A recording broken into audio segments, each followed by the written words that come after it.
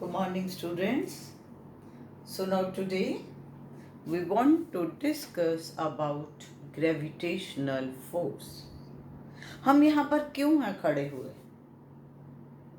Due to gravitational force. So gravitational force क्या है? Actually, if you see, gravitational force is always between any two bodies. So सबसे पहले हम यहाँ पर क्या डिस्कस करेंगे? Law of gravitation. Now what is this law of gravitation? It states that every body in this universe attracts every other body with a force. That means if you are considering two bodies, let us say this is one body and this is another body of different masses m1 and m2. And separation between two bodies कैसे लोगे? Naturally जो भी कोई body आप ले रहे हो, that is not the point mass. So whole of the mass is supposed to be concentrated at the center. We will take the line joining the center of these bodies. Then r is the distance between the center of the two bodies. तो अब हम क्या कहते हैं? Every body in this universe attracts every other body with a force which is directly proportional to product of masses of two bodies and inversely proportional to square of distance between them. तो m1 m2 दोनों bodies के masses आ गए और r उनके बीच में distance आ गया. So now if you combine the two, you are taking f is proportional to m1 m2 by r square. Now in order to remove this proportionality sign, we are taking g. So here now this g is known as universal gravitational constant. g को क्या बोलते हैं? This capital G, this is known as universal gravitational constant. अब इसे ये जो law of gravitation है इसे हम कहते हैं यूनिवर्सल लॉ. यूनिवर्सल लॉ क्यों कह रही हैं? Because in the universe you consider any two bodies, it is not necessarily that the two bodies on the surface of earth, they can be on any other planet also. So कोई भी दो bodies है, even you can take a planet and sun, so these are also the two bodies. तो इसलिए इसे हम universal law of gravitation बोलते हैं, because this law is true, or you can say valid in the whole of the universe for any set of two bodies. Now G is known as universal gravitational constant because value of G remains constant in the whole of the universe. Value of G comes out to be 6.67 into 10 raised to power -8 SI system में. अब SI system में अगर G के unit देखने हैं तो it is FR square. FR square means newton metre square per m1 m2 यानी कि किलोग्राम स्क्वायर. तो ये आपके पास G की वैल्यू, और sorry in SI system it is -11, and if you are taking it in CGS system, that is dyne centimeter square per gram square, then the value is 6.67 into 10 raised to -8. अब ये जो value G की है which we are taking as 6.67 into 10 raised to -11 Newton meter square per kilogram square, this value is same whether you are considering on the surface of Earth, or you are considering on the surface of Moon, or you are considering on the surface of Mars. So it is the reason that G is known as universal gravitational constant. Now how we can define G? आपको कहा जाए कि you give the statement of gravitational law और उसके बाद उस law से you define जी. कैसे? अब आप यहाँ पर देखिए, if you are considering that the two bodies are of unit mass and distance between them is also 1, whether it is 1 kilogram or 1 gram, whether the distance is meter or centimeter. In this very case, what will be F is equal to G, or you can say G is equal to F. तो इसका मतलब G की क्या definition बनी? Gravitational constant is the force of attraction between two bodies of unit mass placed at a unit distance apart. क्या कहा हमने कि अगर हम दो बॉडीज यूनिट मासेस की कंसिडर कर रहे हैं, mass of each body is unity, unity means 1, and the distance between them is also 1, whether it is in CGS or in SI system, तो आपके पास G F के बराबर है. तो universal gravitational constant is the force of attraction between two bodies each of unit mass placed at a unit distance. ठीक होगी बात? तो ये आपके पास आ गया. अब आप देखिए, when you talk about force, हम इसमें कह रहे हैं force, every body attracts every other body with a force. तो आपको पता है फोर्स कौन सी क्वांटिटी है बच्चे? Force is a vector quantity. So now the question arises how we can explain law of gravitation in vector form. Vector form में हम इसे किस तरीके से लेंगे? इन वेक्टर फॉर्म. अब इसमें मान लीजिए कि आपने ये एक बॉडी ले ली, इसका मास m1 है, इसका मास m2 है, और इनके बीच में ये r डिस्टेंस है. अब हमने क्या कहा था? Every body in this universe attracts every other body. अब क्वेश्चन ये आएगा इसमें कि क्या m1 m2 को अपनी तरफ अट्रैक्ट करेगा या m2 m1 को अपनी तरफ अट्रैक्ट करेगा. जब हम ये कह रहे हैं कि every body attracts every other body, इसका मीनिंग क्या हुआ कि m2 will attract m1 towards it. m2 क्या करेगा? अट्रैक्ट करेगा m1 को अपनी तरफ, और m2 क्या होगा? अट्रैक्ट होगा किसकी तरफ? m1 की तरफ. Now if you consider this force as F12,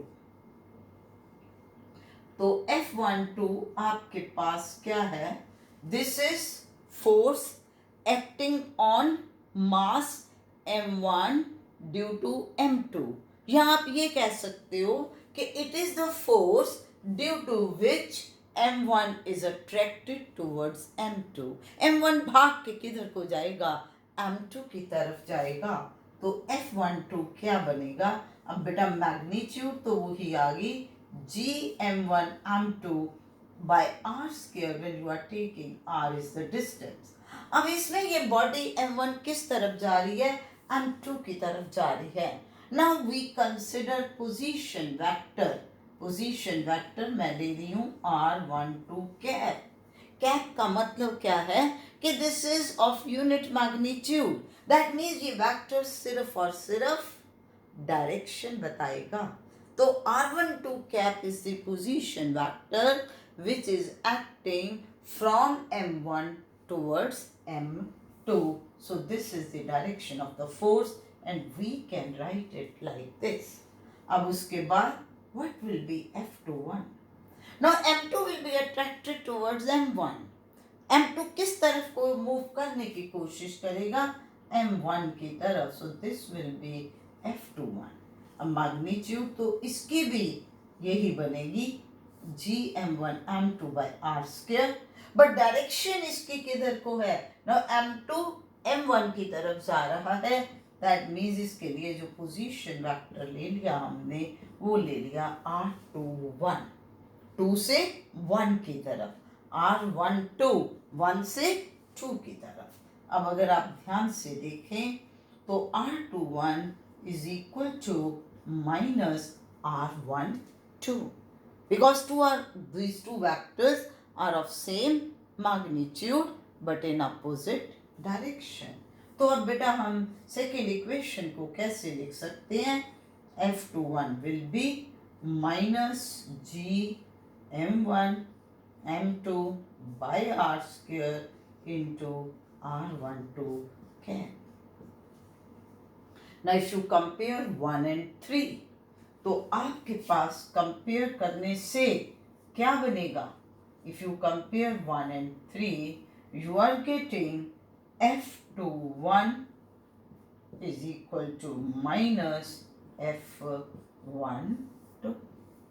तो ये क्या आ रहा है कि these two forces are equal in magnitude but opposite in direction because one force is negative of the other. आप बेटा अपने डेली लाइफ में भी देखिए, एक सिंपल सी बात मैं बताऊं कि आप दो फ्रेंड्स हो, बहुत देर बाद मिलते हो. तो अब आपकी फ्रेंड इस तरफ से आ रही है और आप इस तरफ से है. जैसे ही बहुत दूर से आपने देखा तो क्या होगा? वो भाग के आपकी तरफ आएगी. तो ये नहीं होगा कि तुम खड़े रहोगे कि वो तो आ रही है, तुम भाग के उसकी तरफ जाओगे. दोनों साइमल्टेनियस मूव करेंगे. तो यहाँ पर भी अब हमारे पास इस लॉ से क्या पता चला कि two bodies are experiencing equal and opposite force of attraction simultaneously. Main बात जो है वो क्या है? साइमल्टेनियसली. अब इसका मैं आपको मीनिंग बताऊं कि मान लीजिए कि ये एक बॉडी है, इसका मास है 1 किलोग्राम. ये दूसरी बॉडी है, इसका मास है 10 kilogram. They are placed at a certain distance apart. मान लो वो डिस्टेंस नहीं भी दिया, मैं आपको कहती हूँ कि you calculate ratio of the force exerted by experienced by one due to other. क्या कह रही हूँ कि you have to calculate force of attraction experienced by one due to other. तो क्या होगी वो रेशियो? Ratio will be 1:1. ये नहीं होगा कि 1:10 होगी. 1:10 में तो masses है. अब how much force will be experienced by this 1 kilogram? It will be G 6.67 into 10 is power minus 11 1 into 10 by r square. And if you take f21, it will be again 6.67 into 10 is power minus 11 1 into 10 by r square. So the ratio is 1:1. ठीक है? तो इस तरीके से अपने mind में अब ये क्लियर कर लीजिए कि gravitational force is always attractive in nature. और दूसरी चीज क्या है कि two bodies will experience equal and opposite force of attraction simultaneously. Two bodies will experience equal and opposite force of attraction simultaneously. ये नहीं कि एक पहले दूसरी बाद में. Now is superposition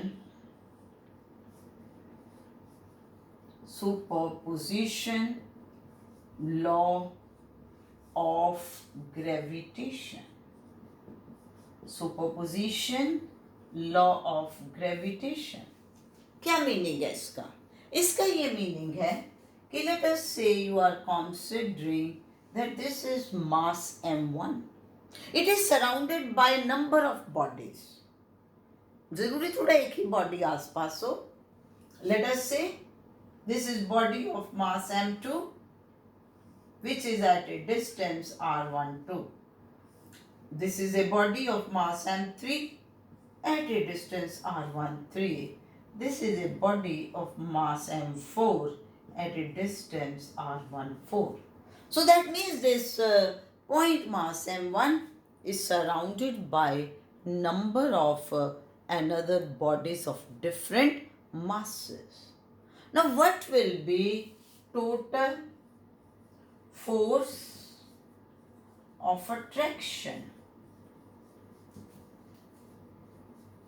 experienced by mass m1? m1 जो है मास, वो टोटल फोर्स कितनी एक्सपीरियंस करेगा? Let us we call it as f1. It will be f12. देखो अब ये इसकी वजह से अब ये m2 क्या करेगा? m1 को अपनी तरफ अट्रैक्ट करेगा. That means in this direction कितनी फोर्स हो गई?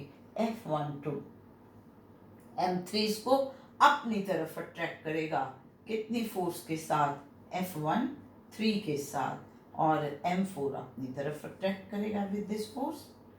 So that means you will take that the total force acting on this mass m1 will be vector sum of, क्या होगी?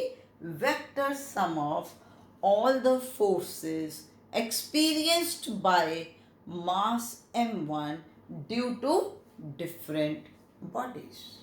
ये चीज ली ना कि m2 अपना अट्रैक्ट कर रहा है, m3 अपना, m4 अपना. एक चीज देखिए कि if you will calculate f12, तो f12 में बच्चे आपने यही लिखना है मैग्नीट्यूड में g m1 m2 over r12 का स्क्वायर, जो डिस्टेंस है उसका स्क्वायर. कोई फर्क नहीं आना उस मैग्नीट्यूड में whether other bodies are present और नॉट. ठीक होगी बात? तो ये हमने इसमें सीखा. अब जो नेक्स्ट हम इसमें ये हमने इसमें जब ग्रेविटेशनल लॉ के बारे में पढ़ लिया, now we want to discuss characteristics of gravitational force. कि ये ग्रेविटेशनल फोर्स की क्या प्रॉपर्टीज हैं, क्या कैरेक्टरिस्टिक्स हैं. ठीक है? और जो एक एक कैरेक्टरिस्टिक्स है बेटा, वो आपका 1 मार्क का क्वेश्चन है. So we want to discuss characteristics of gravitational force. तो इसमें सबसे पहले हम क्या कहते हैं? Number 1, gravitational force is attractive in nature. है ही इसमें force of attraction. ठीक है? दूसरा, it is means gravitational force is central force. अब central force इसे क्यों बोलते हैं? Because it is always acting along the line passing through center of two bodies. जैसे मैंने आपको बताया था कि एक बॉडी का पर्टिकुलर साइज है, तो इस तरीके से तो हमने कौन सी लाइन लेनी है बेटा? हमने उसमें लाइन लेनी है which is joining the centres of the two bodies. ठीक है? तो अब जो फोर्स ऑफ ग्रेविटेशन है वो इस लाइन के ऊपर एक्ट कर रही है. तो अब आपको क्वेश्चन आ गया ना कि why gravitational force is known as central force. तो because it is always acting along the line joining the centres of two bodies. उसके बाद हम इसको कहते हैं it is long range force. Long range force का क्या मीनिंग है? कि ऐसा नहीं है कि जो बिल्कुल पास में बॉडी पड़ी है उसी के लिए फोर्स ऑफ अट्रैक्शन एक्सपीरियंस होगा. You imagine you are considering force of attraction between earth and sun. You are considering force of attraction of any planet towards sun, force of attraction between moon and earth. तो कितना कितना ज़्यादा distance है. तो इसका मतलब हम क्या कहते हैं कि gravitational force is long range force.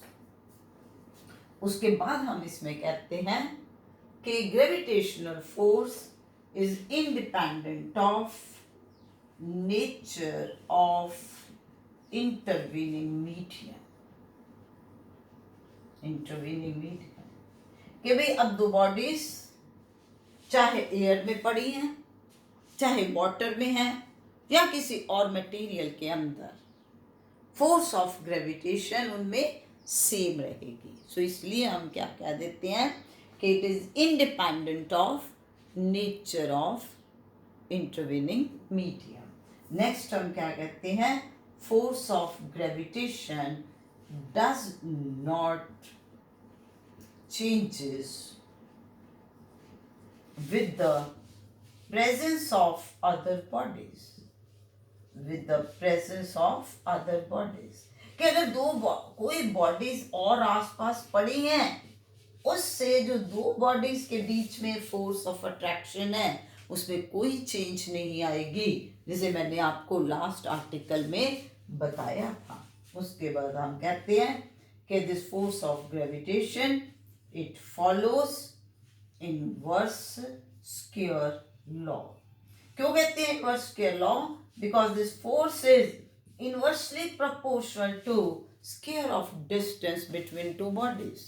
इसका मतलब अगर दो बॉडीज के बीच में जो डिस्टेंस है उसे डबल कर दिया जाए, then this force of attraction will reduce to 1/4। और लास्ट में हम कहते हैं कि gravitational force is conservative force. आपको याद होगा जब हमने वर्क पावर एंड एनर्जी का चैप्टर किया था तो हमने वहाँ पर इस चीज़ को एक्सप्लेन किया था कि gravitational force is conservative force. Conservative force means कि work done is independent of path followed, but it depends only upon the initial and final position of the body. Work done by the force is independent of path followed. So these are the characteristics of gravitational force. अब आप कहते हो कि madam आपने तो बोल दिया, पर भाई नहीं, मेरे को बताओ मैं कैसे समझूं कि हाँ भाई ये फोर्स ऑफ ग्रेविटेशन है। तो व्हाट इज द एविडेंस? मैं आपके पास एविडेंस यही देती हूँ कि why moon is revolving around earth. देखो आप पढ़ चुके हो, आप जानते हो कि अगर किसी भी बॉडी को सर्कुलर पाथ पे मूव करना है तो centripetal force is required. Now if moon is revolving around earth तो उसको सेंट्रिपिटल फोर्स चाहिए, तो वो कहाँ से मिल रही है? मून के ऊपर आपने क्या कोई फ्यूल दिया हुआ है? नहीं ना। तो उसको कहाँ से मिल रही है फिर वो फोर्स? भाई कहाँ से मिल रही है? That is the force of gravitation between earth and moon. If a planet is revolving round sun, हम कहते हैं earth is revolving round sun, so from where centripetal force is given, which is provided, so that is provided by the force of attraction, force of gravitation between earth and sun. So naturally these are the experimental evidence to evident the existence of gravitational force. अब इसके बाद now the next point is what is the difference between gravitation and gravity? हमने अभी तक बात की थी gravitation की, अब हम बात करते हैं ग्रेविटी की। आप कहते हो एक्सेलरेशन ड्यू टू ग्रेविटी, तो ग्रेविटी का क्या मतलब है? बेटा जब हम कोई भी दो बॉडीज लेने की बजाय एक बॉडी ले ले और दूसरा बॉडी क्या ले ले, कोई भी प्लैनेट। जैसे अब आपने ये कंसिडर कर लिया कि लेट अस से this is earth. Earth is supposed to be a sphere, so whole mass of Earth is supposed to be concentrated at its center. अब आप कोई भी बॉडी ले लीजिए, अब मैं इस बॉडी को यहाँ से फॉल करवाती हूँ, क्या होगा? What will happen? मैं ऐसे बॉडी को भेजती हूँ, ऐसे छोड़ा मैंने, तो why it is moving in the downward direction? So it is due to force of gravity.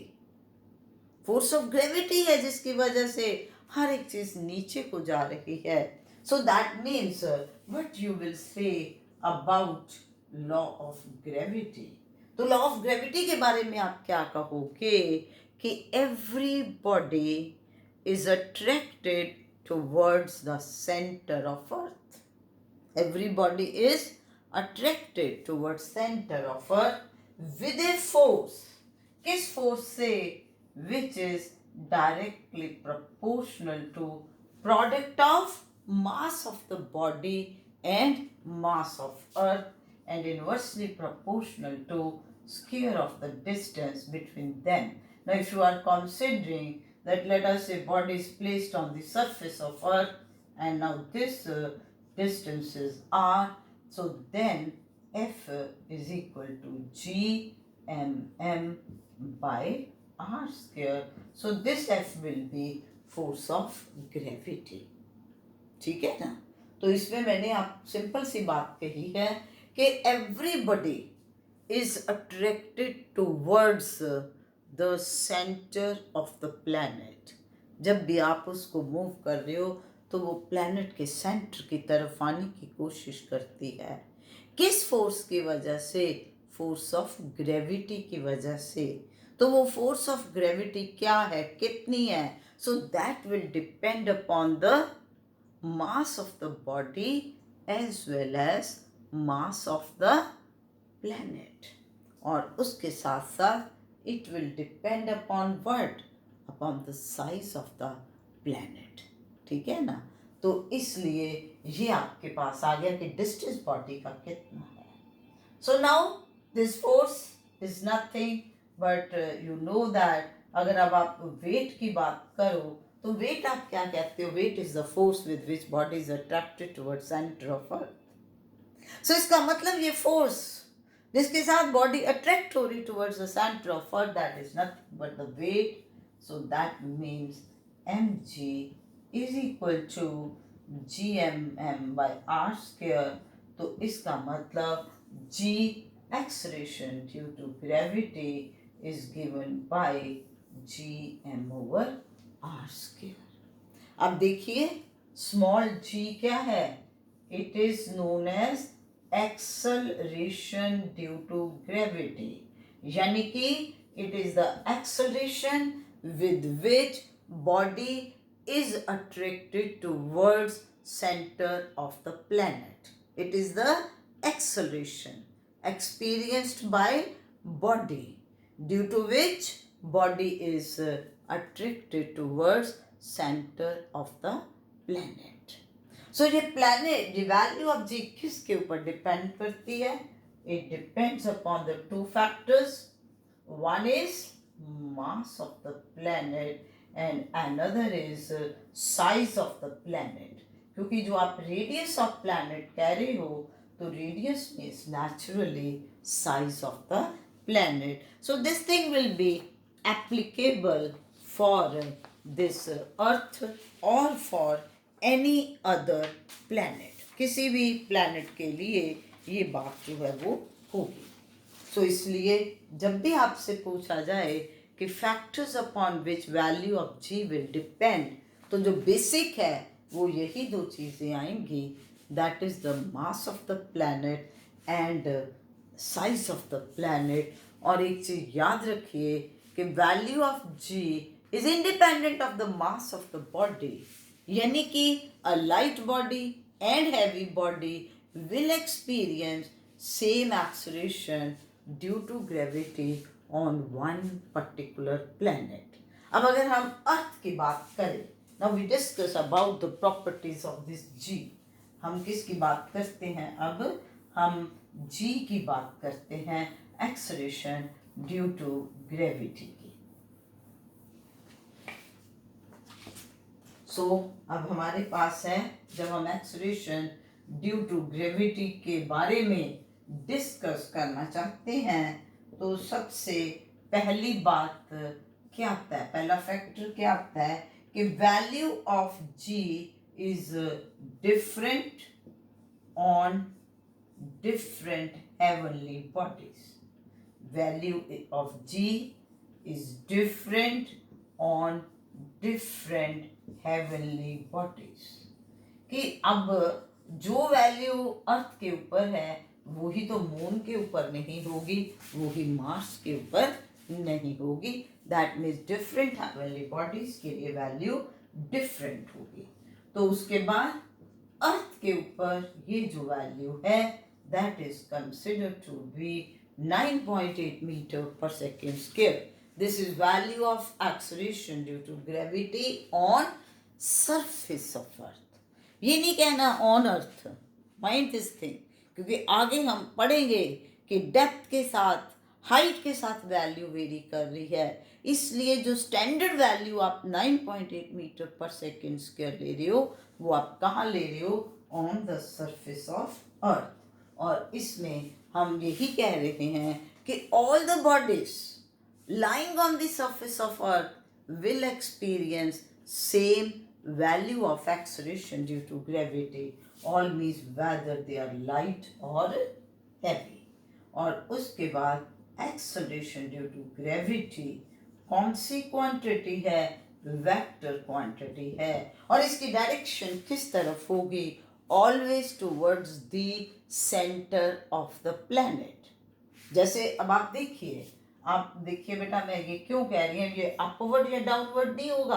अब जैसे अर्थ आपका स्फीयर है, अगर कोई बॉडी यहाँ पर पड़ी है तो उसमें एक्सेलरेशन ड्यू टू ग्रेविटी की वैल्यू यूं आएगी। सपोज कर लो बॉडी यहाँ पड़ी है तो उसके लिए एक्सेलरेशन ड्यू टू ग्रेविटी की वैल्यू यूं आएगी, because acceleration due to gravity is always acting towards the centre of earth. और उसके बाद है on the surface of moon value of acceleration due to gravity is 1/6 of that on the surface of earth। और सन के ऊपर ये जो value है, सन के ऊपर दिस वैल्यू इज 27 टाइम्स। तो ये जो बेसिक वैल्यूज हैं, किसी प्रॉब्लम में आ जाएं तो ये आप ज़रूर याद कर लीजिए कि मून के ऊपर 1/6 है और सन के ऊपर 27 टाइम्स है। एंड द वैल्यू ऑफ जी किस प्लैनेट के लिए मैक्सिमम है? It is maximum for Jupiter. और किसके लिए मिनिमम है? It is minimum for Mars. You know that different planets revolve round, sorry minimum जो है, सॉरी मार्स के ऊपर नहीं, मरकरी के ऊपर है। सो ये आप जानते हो, डिफरेंट की बात है, different planets revolve around the sun due to this force of gravitation. तो जी की वैल्यू मिनिमम है मरकरी के ऊपर और मैक्सिमम है जुपिटर के ऊपर। अब क्वेश्चन ये है कि मान लीजिए कि रेडियस प्लैनेट का डिक्रीज हो जाता है बाय x%। मैं अब आगे क्या पूछ रही हूँ कि लेट अस से रेडियस ऑफ प्लैनेट, कोई भी प्लैनेट जो है उसका रेडियस डिक्रीज हो रहा है बाय x%। तो बताइए जी में क्या वेरिएशन आएगी? पहली बात, g is inversely proportional to r square. तो दैट मीन्स अगर आर की वैल्यू डिक्रीज होगी तो जी की वैल्यू इंक्रीज होगी, है ना। तो अब इसका मतलब वैल्यू जी की क्या होनी है? इंक्रीज होनी है। अब कितनी इंक्रीज होगी? देखो बच्चे, याद करो आपने एरर का किया था, तो इसमें delta g by g is, अब ना आपने कैपिटल जी चेंज किया ना एम, तो दैट मीन्स ये क्या बनेगा? 2 डेल्टा आर बाई आर। ऐसे बच्चे देखना है, याद है ना, relative error delta g by g. अब जी और एम तो कांस्टेंट है और आपको पता है एरर्स क्या होती हैं, रिलेटिव एरर्स ऐड अप, तो it will become 2 times delta r by r, so that means it will become 2%। So if radius of planet decreases by x%, then value of g increases by 2x%। अब similarly अगर मैं आपको कहूँ कि mass of planet changes by y%, अब मैं कह रही हूँ mass of planet changes by y%।